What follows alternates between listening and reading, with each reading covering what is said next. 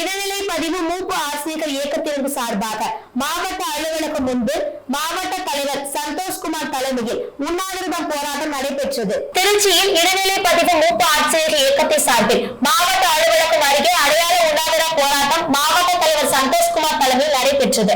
இதில் சிறப்பு அழைப்பாளராக மாநில பொதுச் செயலாளர் ராபர்ட் கலந்து கொண்டு கோரிக்கைகளை எடுத்துரைத்தார். இதில் உண்ணாவிரத போராட்டத்தில் மாவட்ட நிர்வாகிகள் நவீன்குமார், ராஜ்குமார், ரங்கராஜ் உட்பட ஏராளமானோர் கலந்து கொண்டனர்.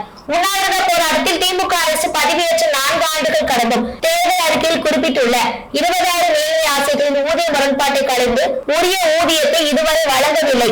எனவே 20,000 இடைநிலை ஆசிரியர்களுக்கு சம வேலைக்கு சம ஊதியம் பலன் கிடைக்க அரசு ஆணை பிறப்பிக்க வேண்டும் என கோஷமிட்டனர். கோரிக்கைகள் நிறைவேற்றாத பட்சத்தில் வருகிற செப்டம்பர் மாதத்தில் சிறை திறப்பு போராட்டம் நடத்துவது என்று மாநில செயற்குழு கூட்டத்தில் தீர்மானம் நிறைவேற்றப்பட்டுள்ளது.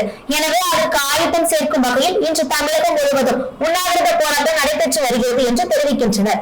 காட்டாதே, பாரபட்சம் காட்டாதே, என்ன குறாய் கண்டா எம்மில், ஏன் இந்த ஊதிய வேறுபாடு, நமக்கு துப்புரவு பணி ஊதியம் எதற்கு, வேலையெல்லாம் ஒன்றுதான், ஊதியம் மட்டும் வெவ்வேறா, வேலையெல்லாம் ஒன்றுதான், ஊதியம் மட்டும் வெவ்வேறா, நிறுத்தாதே நிறுத்தாதே,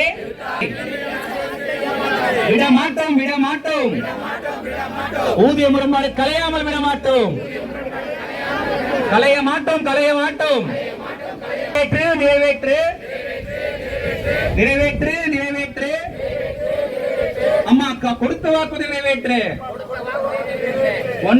ஒன்றா ஒரே கல்வி தகுதி ஒரே பணி, இந்த மூன்றிலும் உள்ள இருவேறு வித்தியாசங்களை களைய வேண்டும் என்பதற்காக நடைபெறும் பல்வேறு கட்ட போராட்டங்களில் இதுவும் ஒன்று.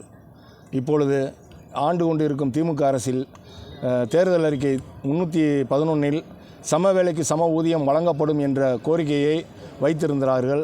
அதை நினைவூட்டி கடந்த 4 ஆண்டுகளாகவே நாங்கள் பல்வேறு போராட்டங்களை நடத்தி கொண்டிருந்தோம். கடந்த 1/1/2023 அன்று 3 நபர் ஊதிய குழு அமைத்து இந்த பிரச்சனையை சரி செய்வதற்காக ஒரு குழு அமைக்கப்பட்டுள்ளது. அந்த குழு அமைக்கப்பட்டு 2 ஆண்டுகளாயும் ஒரு முன்னேற்றமும் இல்லாத காரணத்தினால் இப்பொழுது மாவட்டந்தோறும் நாங்கள் உண்ணாவிரத போராட்டங்களை நடத்தி கொண்டிருக்கிறோம். அடுத்து சென்னையிலே ஒரு நாள் அடையாள உண்ணாவிரத போராட்டம் நடைபெறுவதற்கும் அதுக்கு கலந்து ஆலோசித்து கொண்டிருக்கிறோம். அது நடைபெறாத பட்சத்தில் நாங்கள் அதற்கப்புறம் கடுமையான போராட்டங்களை மேற்கொண்டு இந்த சம வேலைக்கு சம ஊதியம் வழங்கும் வரை எங்கள் போராட்டத்தை தொடர்வது என்பதை இந்த கூட்டத்தின் வாயிலாக தெரிவித்துக் கொள்கிறோம். அமைச்சரின்